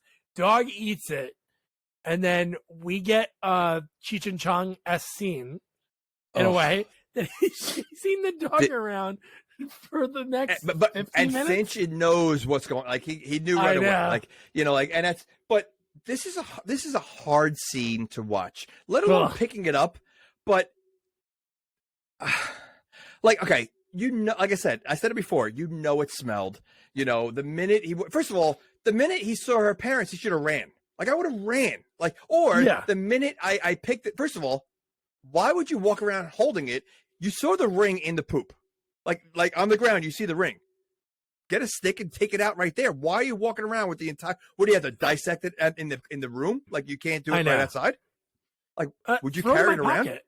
Yeah, I would just throw it in my pocket. It's the fact. So that makes sense. He should have ran away. Should have Okay, whatever. But fine. like, shame on the Right. parents. Like, Yeah. how many times you're gonna ask somebody what's in your hand? Like, I'm not a little kid. I'm an adult, and you're gonna be like, "What's in your hand? What's behind your back? Let me see it." Oh, I love it. Clearly, he didn't want to share anything. So she was very pushy. Ooh, chocolate. She had a sweet tooth. She had she had an issue. I can see that she probably like went to like some treatment facility for sugar or something. It's the fact that she was like, "Ooh, what is it? Ooh, truffles. I love truffles." Well, right? she talked about chocolates at the beginning of the movie too. There was something about chocolates at the beginning. Of the Oh, movie. okay. Yeah. So So you this is the caught that. Yeah, second that's part. good. Yeah. So was it a but yeah, truffle or a cannoli that she wanted? Truffle, right? Well, he said it was a truffle. He said it was a truffle. Truffle. That's what it was. Okay. Yeah. Ugh. It was so like, okay, fine. You throw it in his mouth, but the fact that he's chewing it, like even if you have you're so desperate, wouldn't you put it like in a side of you? Like I would try to avoid breaking it as much as possible. Oh, 100%. Like put it aside or whatever, or pretend like I swallowed it and keep talking, whatever. But the fact that he's chewing it, like, oh my goodness, awful. And how long do you think it must take to get that taste out of your mouth? I don't care how many Years. times awful. Bleach, vinegar, like everything. And every time a Yeah. dog poops, it's going to be a remembering. You're going to smell it. That smell's going to carry on for a long time. Haunting you forever. But I do love the very end of it when he smiles and it's on his teeth, and they keep talking to him. Fred Willer's like, "Okay, buddy, next time, make sure you don't you share with the rest. Make sure you bring it out to share with the rest." So he's like, "I gotta go, man." He breaks me and Steven. He's like, "I gotta go, man." It took him a long time, though. He had a lot of patience. He had way more patience that he should have had. I know. I would have done what you said. I would have definitely ran and just like, "Oh, I had a shit so bad." Yeah, that's way. Listen, knowing, and especially knowing that Finch knows that he ate that. Like that's the last person I would want to know. Oh, I know. So then we get Grandma, who's been in a ton of stuff. She was the wedding planner in The Wedding Singer. She's the one's like, "Oh, are you guys getting married?" Was she in Naked Gun? I feel like she was in one of the Naked Guns. I'm sure she was. She's like in a ton of stuff. But how about her? She has like that Judar. The first time she meets Michelle, and she just like looks up and around her face, really particular on the nose area. Yeah. She literally put her glasses down and looked in seconds knew that she was not Jewish. Oh my god! I think Ridiculous.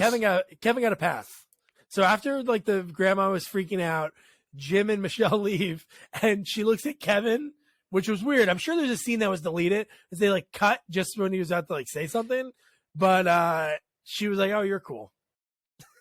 And you know what? Even then, like Kevin really barely talks in this whole movie. Like he's in scenes, but like you forget he's around. Like they really didn't use him at all. No, because he really didn't have anything to drive his I know, character. It was just Tara Reid was his drive for losing his virginity to Tara Reid in the first one, and then I want to get back with her because we were on a break during our college. That was the second one. So in this one, he had like nothing. Yeah. But this is where January Jones, like, she chooses Steven. And she says, let's meet in this, because he doesn't have a room, because he canceled it because he was pissed off. No, he didn't cancel it. Oh, yeah, you're right. Finch canceled it. Yes, I forgot. He goes, this fucker called. Well, he goes, and he said something about the guy behind the table or the desk. He says this. Yeah. So yeah, it was something like you could see his Stifler slowly coming out.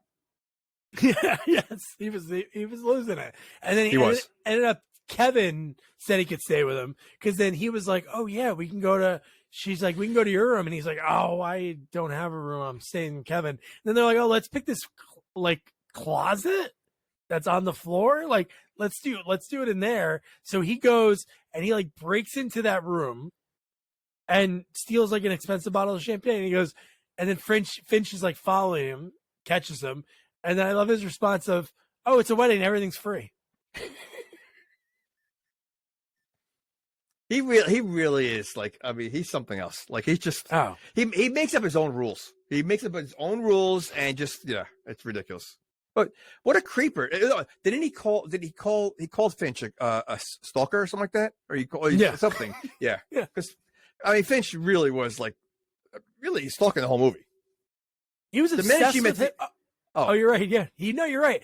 Because he was stalking Michelle, and then he was stalking Stifler. So yeah, he's really creepy. But even later in the movie, which is a scene like after this, but he goes, "Oh yeah, Jim, I saw Stifler in here, and he was pressing a lot of buttons." He was not. I honestly, we didn't see it, but we didn't even see like a door get stuck. They didn't show anything like that. So I think Finch did it. Of course he did. He's the one who canceled it. So he blamed it on Stifler. He's the psycho too, man. I told you. Him and Jim are the worst. They really are. I told you. Yeah. And listen, you make a mistake and you sleep with a friend's mom once. You make that same mistake 3 times? Because it happens 3 times. Well, no, the way she describes it, I think it was more than 3 times, is they were like describing the venues. Oh, on the pool table, on the so-and-so, in my Benz. Like, yeah, so good. But this is where he reveals who he really is. He's arguing with Finch in the hallway, back turn, and he's like, I'm gonna sleep with her. He's like doing all the Stifler things, and she catches him. And you know what's funny? She's not as pissed off as because don't forget she did like that dark side of Finch, so she probably prefers the dark side, and and I think that's what it was. So like because she has that listen, if you're Allison's sister, you're gonna be freaky too. So clearly, it runs in the family. Yeah, it does. So, which is they get that from their dad. They get that from their dad. Fred's side of the family is freaky. Absolutely. Well, same thing with Jim and his dad. It's a dad. That's true. Yeah. But yeah, so I think part of her she did like it, but they make him feel like crap. I mean, in this whole scene, like they really like crap. I mean, like really like But again, Stifler. And what are the flowers? These flowers freaking died. Oh shit! No, one thing I gotta mention is January Jones is really good in her comedy. She doesn't do as many comedies, but her line when Stifler is like, "How long have you been here?" and she's like, "Oh yeah, milking her tits," and she does that to his face. She's good too. She's in the support group in anger management. She's in the support group of Jack Nicholson. Oh, really? And she has a really funny line in that. Yeah, she's with another girl that. Wait! Did they play the porn actresses? Yeah, Is she the other girl. Yeah. Oh, okay. Yeah, so then she says the line, he bit her tit, so then I bit his foot off or bit his toe off or something. Because nobody bites my bitch or something. But like these little lines, and then she's known for Mad Men. That was like her big thing. And then she's in a bunch of movies too. But God, man, yeah, the scene, because Stifler shows up late when they see the flowers that are like dead, and he goes, "Oh my God, look at these flowers! They look like shit." And then everybody like is blaming him for everything, and he looks like so sad. Then Jim finally turns, and he's like, "Stifler, I think it's better that you don't come to the wedding." I'm like, oh shit. Which at this point, I sort of get it. Obviously, I don't think he really did. I think Finch sabotaged the whole thing, like we just talked about. But I get it. Yeah, but how many? But he also saved the day like multiple times already. So like, that is true. Do they cancel out? You don't get a pass. Of course they should cancel Yeah. out. So okay, this is where again Stifler is very upset and he wants to fix the day. How does he find the woman's house? Well, it was a very rare last name. It was like a very like European last name, so he Okay. took a hunch to look it up. But one line I have to mention now, they said it earlier in the movie, or he says it right about now, maybe. But Jim says, again, he's 22. He says a line, he goes, man, I always, oh, no. He does say it around this point when he's talking to Finch and Kevin. He goes, you know what, guys, I just always somehow screw things up. And I'm like, dude, you're 22. You're not like 40 thinking about like, oh my God, you're 4 years removed from high school from being webcam, like, coming on camera like in front of a girl. So, okay, we sort of get that. You shouldn't beat yourself up over it, but you're right. Stifler, dude, But you know what? But yeah. Kevin does make a point though. He goes, he comes out better after every situation. You're right. He does. He does. And he pump 'em does. up. But it's true. Like, I mean, listen, I don't know how many embarrassing things that have to go on in one person's life that happened to this guy. I mean, like, Ugh. it's one thing to happen, but like his stuff happens in front of people all the time. All the And it's, time. like, Cops, it's really paramedics, ridiculous. Yeah. So, I mean, yeah. Oh my God. But when Stifler goes to the house and the woman's like, what are you doing here? And he's like, oh, the Levinson winner? Yeah, I fucked that up. I killed all the flowers. So I'm going to need you to wake up and do all these flowers overnight because they're going to make sure their day is special. And the lady's like, how it's impossible. I was doing this for 2 weeks again. So they hired her right when they got engaged. Right. For 2 weeks, and I had 4 assistants. You think I can do it overnight? And she closed the window. And how does wait. She said something like, "You're crazy," and he said something like, "Lady, you have no idea," or something like that. Like she said something like to that extent. Yeah. But But she closes the window, and then that's when he gives like a halftime football speech, and somehow that works. I was going to say, She opens the window. she looks like a lady that would not care one bit about that speech at all. But she seemed excited about it, so what? Oh wait. The wedding I was supposed to work on your stuff for 2 days. Yeah, you know what? Craziest thing happened to me, Paris Hilton. Yeah, the flowers got ruined, and this guy came to my house. I wasn't gonna do it, but then he gave me this football speech, so I'm gonna do that. Are you? You know what? kidding That me? would have been a funny gag if they mentioned her name like for each thing, for the gown, for the flowers. Like it was they the keep same putting her person on getting hold. screwed over. Yeah, that would have been funny. Somebody's wedding's ruined in an after credit scene. Yeah, we have no flowers. We have no dress. We have nothing because of the Levinson wedding. But okay, so he's somehow able. First of all, how far is this wedding from where they all live? Okay, Does it seem like- you know what? You are 100% right. How far is this wedding, and why are these parents letting this guy take their kids on a Saturday? And they're all ready to go. Like he was able to round them up, so he was able to leave the venue, go back home, pick up all these kids who clearly none of them were doing anything, and they were allowed to go. Yeah. Pick up the flowers, and then go back over there. You got to assume the place is a couple hours away. Oh, 100%. So how did this lady do it overnight? So she forgoes sleep for free? And Another she freebie. She had 4 assistants the first time. These high school kids, boys, football team, are the ones helping? They're the flower cutters now. Okay. All right. Yeah. God, so many people are doing charity for these kids because maybe they're thinking like, oh man, they're college kids. They have no money. Ridiculous. Free dress, free flowers. another free cake, possibly. Yeah. Yeah. But he's back. Stifler is back being the Stiffmeister. He's And back. His Okay. line to January Jones when she goes, "Did you do all this just to have sex with me, or did you do it for the wedding?" And he goes, "Both."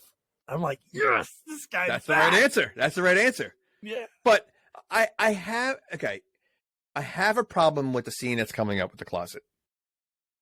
Because Do you? because first of all, why? Well, I'll tell you why. So first of all, why is it always the closet? At this point, can't she go to another room? Because I don't know. Whatever. She has her own room, right? If her parents can pay for everyone Right. to go to this Right. wedding, they're dead. Right. Why is she sharing her room? Oh, but Right. not you guys. And how big is this closet? That first of all, why did she even know about the closet? It's a huge closet. What do you mean? It's the biggest closet I've ever seen in my life.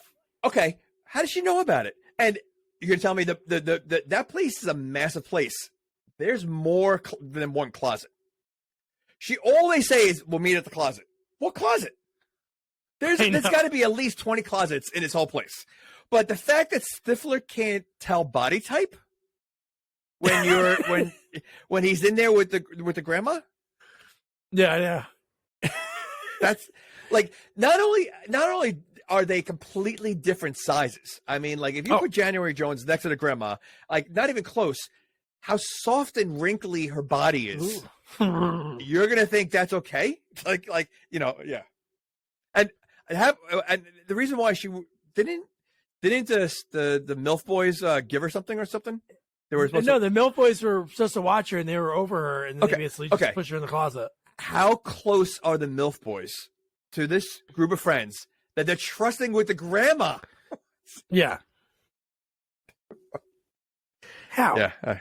Well, You know, at this clearly point, I really thought at this point that January Jones was really like, this guy's an asshole. Because until we saw her get stopped by her mom running to the closet that Stifler was already in with the grandma, I thought she was like punking him. Not like she knew that the grandma was in there and it was like a old boy situation, because that's all I thought about. The endings of Old Boy, which yeah, I'm not going to say anything about it, but guys, watch the movie. It's something. But so no, that whole friggin' part of that, when he says, "Oh, your body's not what I expected," but okay. Okay, but so he clearly noticed there's something different about her body, but you can't tell that it's a lot different. Like, it's one thing if it may, just so weird. Again, It's one thing if they're twins, and then you're like, "Oh, you know what? The body's sort of similar. Maybe twins." Yeah, maybe Stifler's a virgin, and he just like this is new to him, and maybe he was deflowered by the grandma. Oh my god! Because in any of these movies, you don't see him hook up with anyone. Like he almost does, but he never hooks up with anyone. Yeah, no, he doesn't. They all, for a fact, they all have, except for Stifler. Yeah, true. So, okay. Maybe he is the virgin. Yeah. But no, the fact that he doesn't realize, like January Jones is like 110 pounds, like soaking wet, and the grandma's like a melted candle. She is a melt again. She loves it. She's like giving him eyes. And, it's so gross. Just the way she was looking at him at the wedding. Oh, yeah, how uncomfortable. Yeah. God damn. And then we get another great Eugene Levy, because he's like in so much of this movie. I would say because it's the American wedding, the parent would have to be in it. But if they weren't that good, they wouldn't have him in a role like this. But I always love when he doesn't understand when somebody's saying, and he starts giving advice about other things. Because the fact that he starts giving her advice about periods, even though she's 22, she mentioned it. She does, but yes, I know. 22. He's so clueless. He's so again. Think about every conversation he's had since the first movie. He was so off base on every conversation, and somehow the conversation turns to him, about his experiences. It's never about the person he's speaking to. It's about something he's experienced himself. So he's all about himself. And she just and the memories that she has are all about horny, because she's a horny person, and she doesn't hide it with her future father-in-law. With her parents, they think she's like a choir girl. The fact that she's like, "Oh yeah, like the time he shaved his balls for me. Love is like shaving balls," and he's like, "Yeah, maybe you don't have to go into detail about what it is. But I mean, not for nothing though. He's already seen so much between them, like, you know, all that stuff. So like, what is there really to hide? Is there anything really that, you know, she can't share with him? No, you're right. So, but just that whole scene, and I know. I love that type of comedy when one person Oh. doesn't get it and they're going thinking back of one and thing. forth. But that's him. That's his whole thing. He's such a clue. And that's why I said in the beginning, why does Jim constantly go to his father for advice? Because he clearly never gives the right advice. He's always so off base that, like, you're wasting your time. But he has no one else. He has 3 friends. 2 of them disappeared. There's That's people true. that disappeared in this movie that he has nobody to talk to. But here's the line that I cannot imagine that Stifler uttered. The fact that, like, J. Earl Jones is still into him. Like, that was like a total mistake. Like, she wasn't like punking him. But when they're like, I can't believe you slept with Jim's grandma, but you're the hero of the wedding. Look how happy she is. And he looks at Finch and goes, pussy is pussy. And I'm like, oh my God. No, that's not how that works. Steak isn't steak. You don't go to like a high-end steakhouse and then you eat like a McDonald's steak on a bagel, and it's the same thing. No, That's why I said he's probably a virgin. he probably is. So, you Doesn't know, the it's just- difference. Yeah, no, it's, oh. Ugh. I mean, Finch definitely wins that battle. You know, one's a Oh. grandmother, one gets Jennifer Coolidge, you know. 100%. And then she shows up, so I they know. get married. Jim can dance. Stifler's the reason, so she's so excited. Like Michelle's so excited. Why is she showing up? I think she's friends with the mom. I really think that is the thing. They didn't say it, but the fact that Stifler would call and talk to Jim's mom. Okay, you're right. Not Okay. like anybody can't call somebody's mom, but yeah, she shows up super late. She shows up after the Oh, is it ceremony. after the wedding. After That is a good time. I think to the show up. ceremony's Miss all over the- either. And the ceremony, I think it was almost over. The ceremony was over because Oh, Finch wasn't on the stage Okay. because he was one of the groomsmen. So yeah, he wouldn't be up there. Right, So right. she showed up super late and she's already drinking. I love the way they go back and forth because she's like, Finchy, oh, I'm so sorry. I'm Finchy. over you. And he goes, I'm over you too. And then that's when she's like, oh, but what about the time that we had sex here at the pool table? And how about my 2-bedroom suite upstairs with a jacuzzi? And, I guess those guys, I guess that could have been a balcony where they were peeping on. They were definitely upstairs. That's what she said. No, they were walking. They walked there, it looked like. I know. I just thought about that. But the fact that That is they're funny. hooking up and Yeah. he's underwater, like, Well, you don't see that at first. So, you know, you're thinking they're spying Oh, on I her know. bathing. And then all of a sudden he comes out. First of all, how long was he underwater for? Because he, yeah, I mean, and these guys, that's very funny. and that's a very, course. like, that's like because he worships her. Like, after they slept yeah. in the first one, in the second one, that's all, he was obsessed with her. He didn't care about all the college girls that Well, were like, can you imagine? Can you sorta imagine she's immature? your first one? Oh. Like, I mean, that's, you know. Yeah, no, 100%. But the fact that when he comes up, she's like, "You're not done, are you, Finchy?" And he's like, "Oh no, ma'am, I'm just getting started." And he goes, and then that's the end of the movie. One thing we haven't mentioned about this: if you have like Amazon Music or Spotify, one of Oh. the best soundtracks. On all their movies. All their all movies. all their movies, all yes. them. All the movies. I mean, the fact that they start, I mean, their theme song is laid, you know, by James. It's This such a was the great first song. movie that used it in the movie. The other ones are just in the All the trailer. soundtrack. But talk about a song that I used to sing, and until you know the lyrics when you get older, you're like, I had Oh, no shit. idea. I had no idea the lyrics of that song, and I heard it so many times. Until I would this sing it movie. like in the car, Yeah. yelling and play it in front of like yeah, whoever. And it's like she Yeah. only comes when she's on yeah, top. yeah. Holy shit, man! But yeah, so wow, American Wedding. The wedding's over.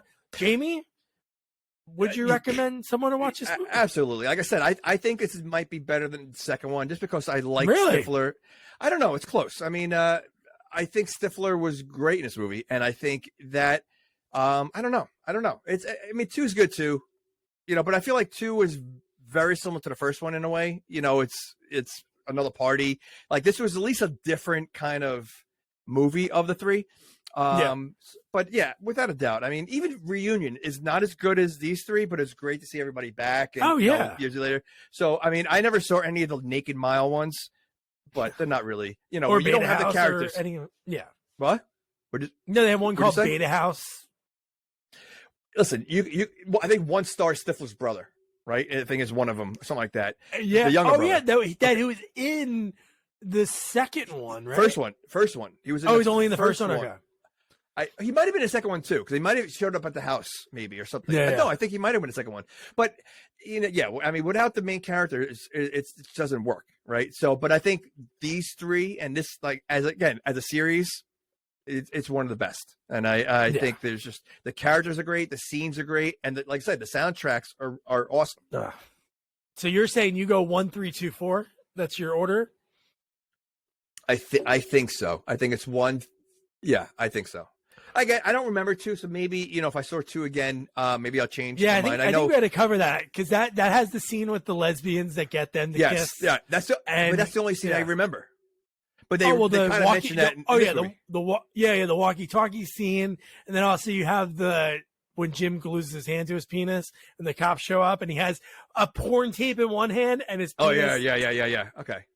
Now the second one has some good ones because everyone's still in it. And they're trying to get random people to go to the parties. Shannon Elizabeth's in it again, they fly her in. I know. And stuff. I remember bits and pieces. I just remember it being almost like the first one. It was about a party sort of. and stuff. Like this one was again a different story. Fourth one, it was, like I said, it became a little too much. I think. Yeah, but it was still good. Jim and the babysitter, or the Jim and the girl next door and stuff. Yeah.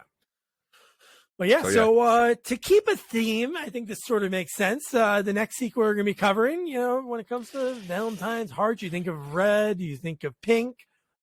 The Pink Panther 2, starring Steve Martin. The cast in this movie, when you watch this movie, because I watched it before I interviewed, oh my God, the director I've never seen of that movie. So, oh, dude. You're gonna like it. The cast alone is unbelievable. But yeah, the director I talked to, man, Harald Zwart, one of the best interviews, I think, because this guy, great storyteller, like most of the directors that we've talked to. His stories behind everything made so much sense, like everything tied together, just like when you're making a movie. So we talked about his journey. God, he grew up in a small town of Fredrikstad, Norway. And when you hear about the way he infused his Hollywood premieres, he got every movie that he ever did, the stars of that movie, to go to his small hometown to a little movie theater. They started their own Walk of Fame. So you're talking Jackie Chan went there because of the Karate Kid. Will Smith was there. Jada, he had people from One Night McCool's. They even have a little museum dedicated to his movies, which is so awesome. But his stories, one of the one that I really loved was how his commercial work got him noticed by Spielberg, got Michael Douglas to choose him to direct One Night at McCool's. So great story about Michael Douglas that I don't even want to talk about. You guys have to listen to the interview. And how he met his wife was pretty great too. Howard was great. He had props ready, pictures on his phone for stories that he had. That's awesome. But man, great interview. So yeah. So don't forget to review, rate, share our podcast, follow us on all social media at Sequels Only, and don't forget to check out our website, sequelsonly.com. Good night. Good night.